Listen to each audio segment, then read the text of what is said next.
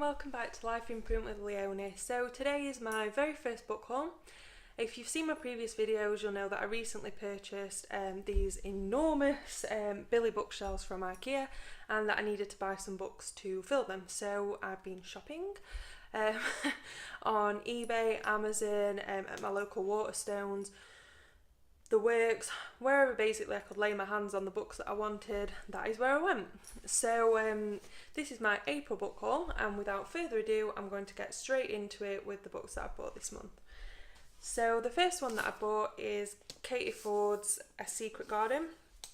So this is about two girls, Lorna and Philly, who are friends and work together in the gardens of a beautiful manor house in the Cotswolds, and the sort of tagline around it is, could their discovery of a secret garden mean that their love life is about to change? Now, I love Katie Ford, she's my favourite romance writer. I don't know if you can see sort of on this shelf here, there's all of Katie Ford's books on there, so this is going to make a delightful addition to the collection. I've not read it before, it's brand new to me, so hopefully I will get the chance to read that this month.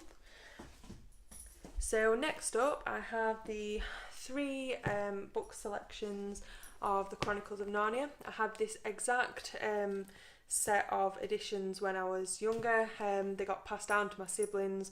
Somewhere along the line they either got lost or sold or ruined, so I bought them back because I just absolutely love them. Together they make up this little picture. So in the first set you've got The Magician's Nephew, The Lion, the Witch and the Wardrobe, and The Horse and His Boy. In the second one is Prince Caspian and The Voyage of the Dawn Treader. And in the third one, The Silver Chair and The Last Battle. Another series that I loved as a child that I've rebought is the Kevin Crossley Holland Arthur series. So this is Arthur the Seeing Stone, Arthur at the Crossing Places, and Arthur King of the Middle March. This is a trilogy about a boy called Arthur who basically sees in his Seeing Stone the ascension of King Arthur, and it sort of unravels the part that he plays in King Arthur becoming king, forming the Round Table. It's a very different take on sort of the traditional King Arthur stories, and they're fantastic. They are really, really good. After that I have Diana Wynne Jones's Chrestomancies. Absolutely, again, loved these when I was younger, so it's been a bit of a nostalgic month this month for buying. So we've got Charmed Life, Witch Week, The Lives of Christopher Champ, The Magicians of Caprona, The Pinho Egg, and Conrad's Fate. So there's 6 in that series.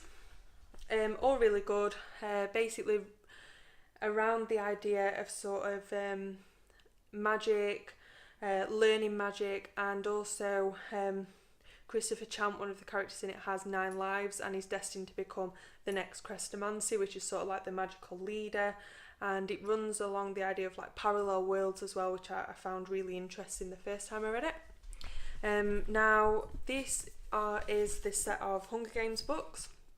Again, I've read the Hunger Games before, but I just wanted a really nice set because mine were getting a bit tatty. They'd been lent out a few times. So we have the Hunger Games, Catching Fire, and Mockingjay.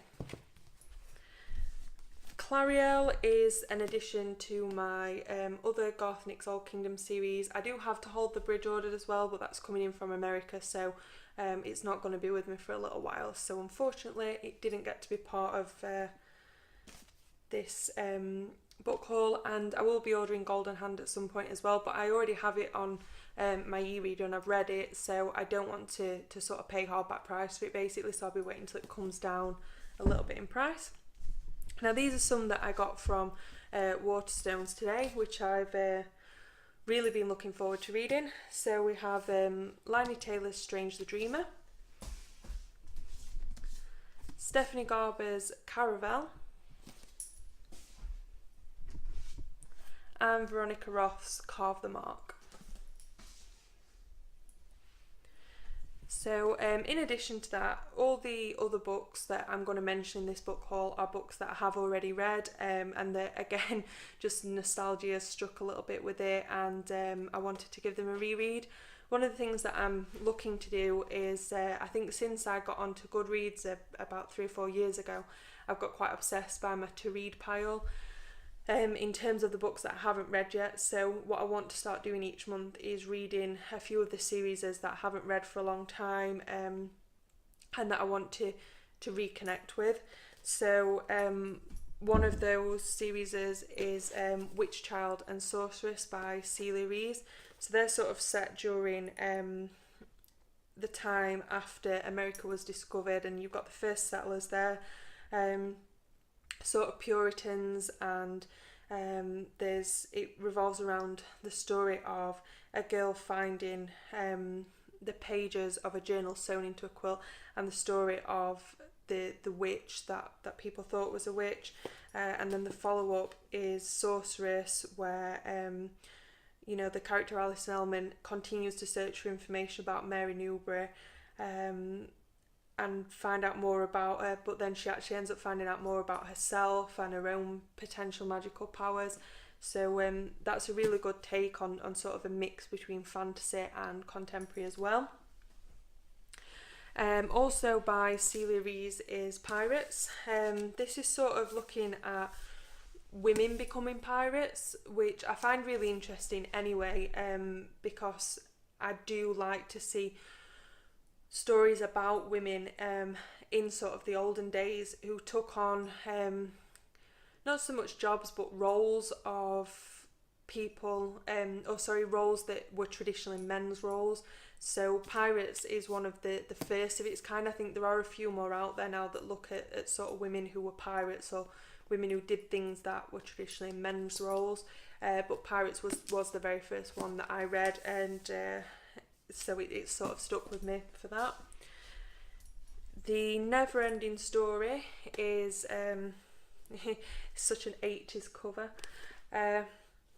It's just another great book. If you've not read the book, you've probably seen the film. So it's about a young boy who ends up between the pages of The Never Ending Story, and he has lots of adventures in this really fantastic 80s style alternate world. It's described as on here as like part legend, part fable, and a publishing sensation. I think very much it is. It's a story that's very much stood the test of time. So yeah, that one is on there as well. Shadow of the Wolf by Tim Hall. I'm really anxious to know when the second book in this series is coming out, because it was supposed to be published last year.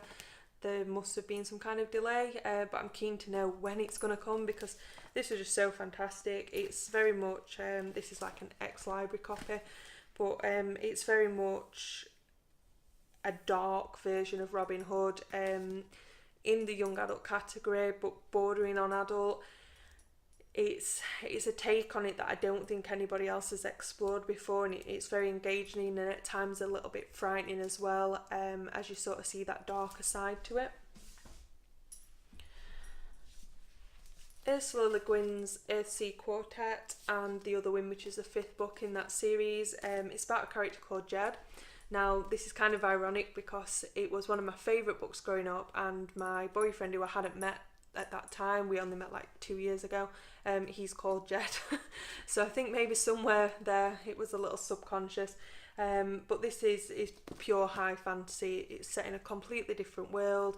You've got dragons, you've got mages. It's really exciting and engaging, and to say that's 4 books in one, it's not a big read either.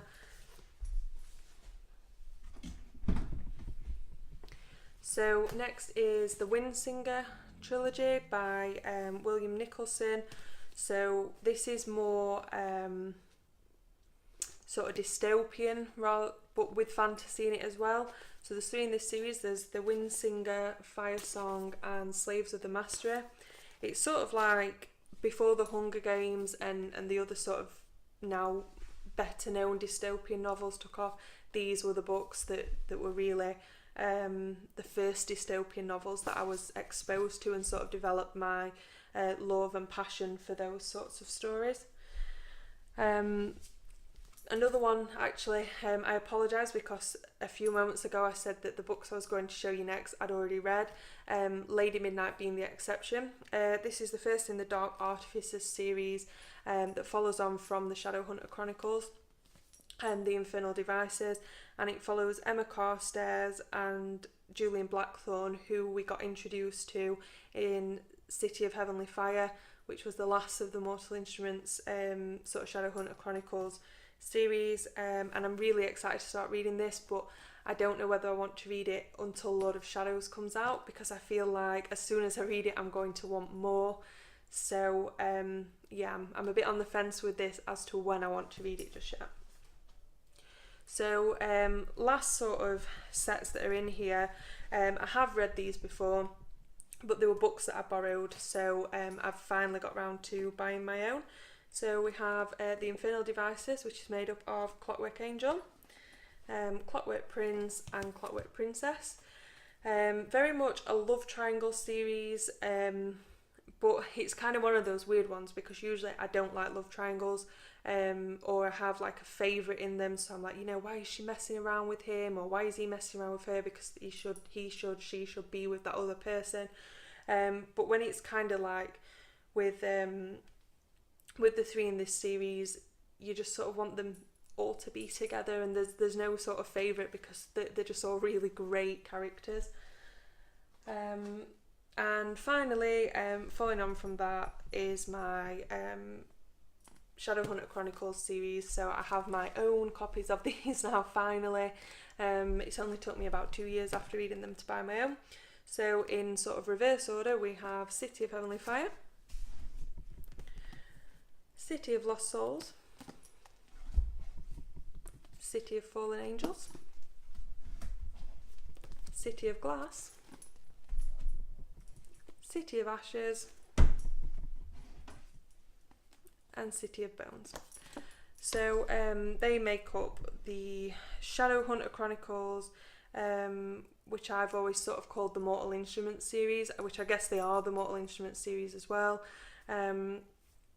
They've now been changed into a TV series, although I don't actually watch the TV series, just because from the first episode I found it didn't follow it very well. And I was one of the odd few that actually liked the film adaptation. The guy who played Jace, I'm sorry I can't remember his name, but the actor who played Jace really was Jace for me, was always how I'd sort of pictured him. You'll love Jace. Anyway, everybody falls in love with Jace. So that concludes my April/March book haul.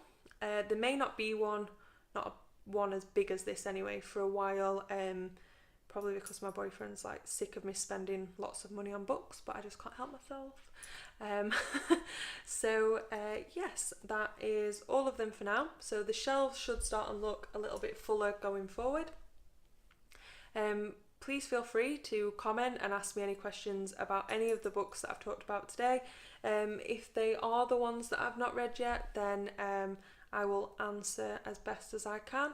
Or if you have any recommendations as well, please throw them my way, because I love recommendations. I love finding out new books that I haven't read, and if I have read what you're recommending, we can have a chat about it as well. So thank you for joining me again today on Life Improvement with Leonie. Please hit the subscribe button if you enjoyed this video and want to see more like it, and I will be joining you again soon.